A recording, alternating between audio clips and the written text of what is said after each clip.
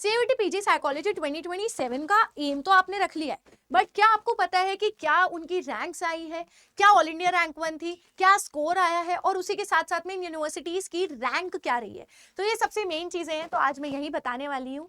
तो सबसे पहले तो भाई मैं हूँ मुस्कान गुप्ता, आपकी CUET PG psychology mentor. Psychology में आप करियर बना रहे हैं तो आपको उसमें मैं हेल्प करने वाली हूँ पूरी। So make sure to subscribe the channel, और मेरा कॉन्टैक्ट नंबर या ईमेल आईडी भी मैं आप लोगों को देके जाऊंगी। तो भाई देखो, सबसे मेन 4 यूनिवर्सिटीज हर एक स्टूडेंट टारगेट करेगा। दिल्ली यूनिवर्सिटी टेस यानी Tata institute for social sciences, Banaras Hindu university, NFSU जो रिसेंटली ऐड हुआ था, उसके साथ साथ में यूनिवर्सिटी ऑफ हैदराबाद भी हो सकता है, बट स्पेसिफिकली मैं इन 4 यूनिवर्सिटीज की बात करूंगी।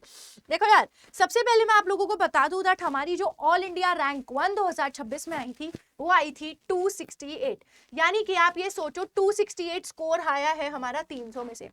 कैन यू गाइज इमेजिन कि ये जो 268 स्कोर आया है, ये कितना ज्यादा स्कोर मेजर ड्रॉप डाउन है, क्योंकि यही स्कोर 2024 में कहीं ना कहीं स्टूडेंट्स का 295 था।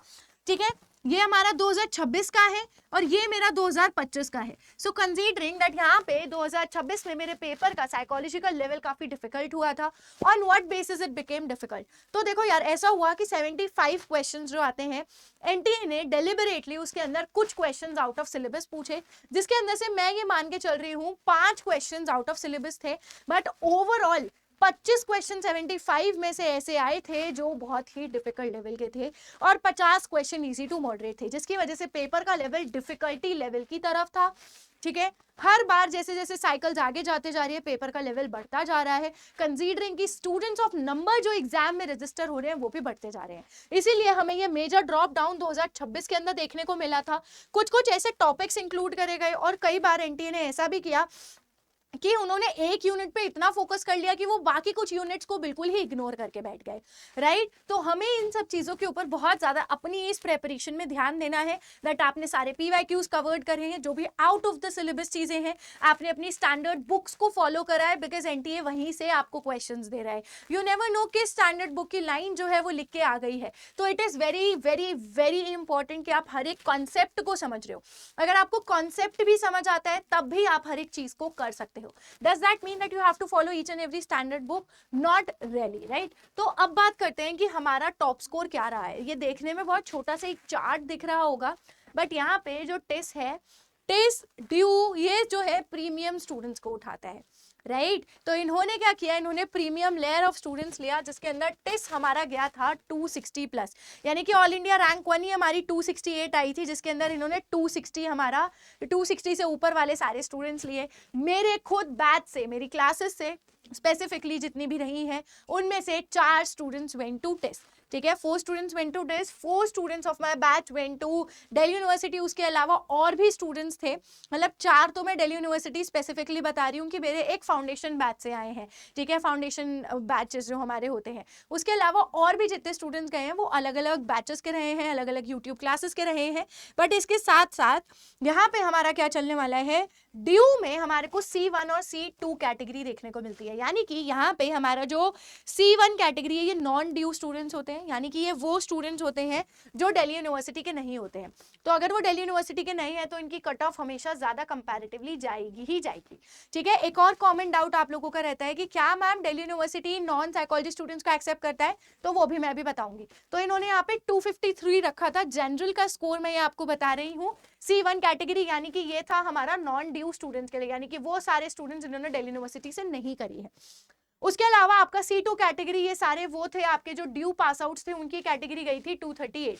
अब ऐसा था, ये मैं आपको जनरल का बता रही हूँ, ऑफ कोर्स कैटेगरी वाइज जो है हर एक चीज यहाँ पे डिफर करने वाली है। 2 से 3 कट ऑफ आए थे, फिर स्पॉट राउंड्स हुए थे।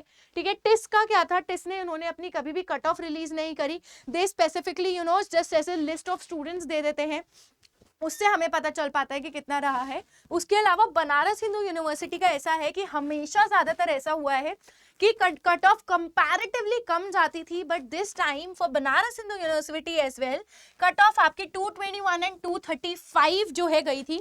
यहाँ पे आपका थोड़ा सा चलता है कि यहाँ पे जो आपकी C1 कैटेगरी होती है, ये होते हैं आपके BHU स्टूडेंट। तो जो भी स्टूडेंट ने बनारस हिंदू यूनिवर्सिटी से अगर मास्टर बैचलर्स करी है तो उनका कट ऑफ 221 गया था, whereas for non BHU students it went to 235। 5. So can you understand कि किस तरीके से डिफरेंस हमें यहाँ पे देखने को मिलता है फॉर साइकोलॉजी या non psychology students. Now having said that about कि नॉन साइकोलॉजी स्टूडेंट्स का क्या है, तो जितने भी नॉन साइकोलॉजी स्टूडेंट्स आप लोगों को दिख रहे हैं किस तरीके से काम करते हैं, कि आप लोगों के लिए मेंशन्ड है दिल्ली यूनिवर्सिटी में कि नहीं लेंगे हम नॉन साइकोलॉजी वालों को, हमें सिर्फ चाहिए जो साइकोलॉजी में है.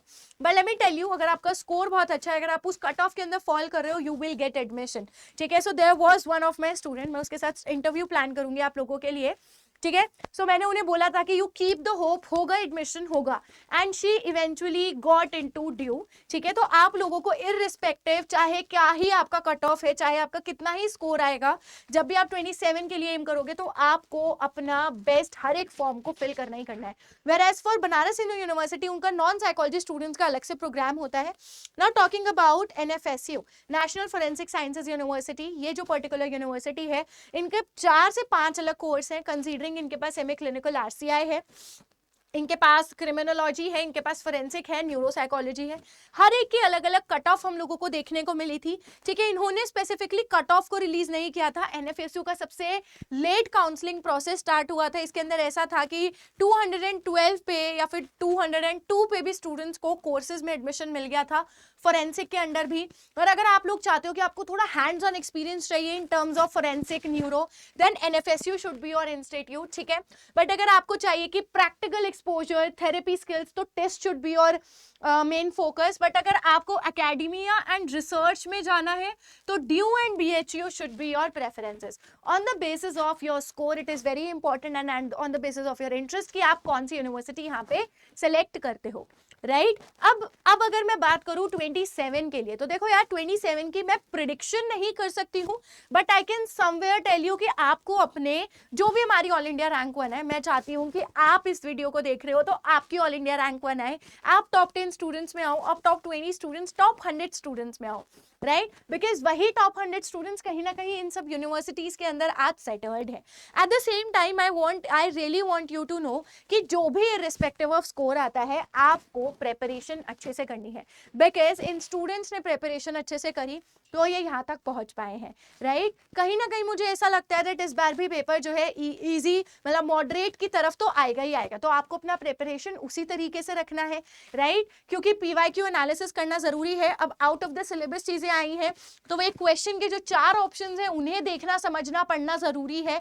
ठीक है. अपने सिलेबस को पूरा अच्छे तरीके से कवर करना जरूरी है. तो उसी के लिए अगर आपको कोई भी डाउट्स रहते हैं तो आपको क्या करना है, आप मुझे कॉन्टैक्ट कर सकते हो एट माई ईमेल ID, या ये मेरा कॉलिंग नंबर है 9240023288 पे. Eight the same time guys देखो, आपको अपनी प्रेपरेशन करनी है, आपको अपने फल की चिंता नहीं करनी है. बिकॉज हमने 2025 में प्रेपरेशन करते हुए प्रिडिक्ट नहीं किया था कि हमारा 2026 का पेपर इतना डिफिकल्ट जाएगा. राइट. ऐसा भी हुआ है 2024 में 300 में से 300 भी आए हैं. हमने प्रिडिक्ट नहीं किया था 2023 में प्रिपरेशन करते हुए कि पेपर का लेवल ऐसा आएगा कि 300 में से 300 आएंगे.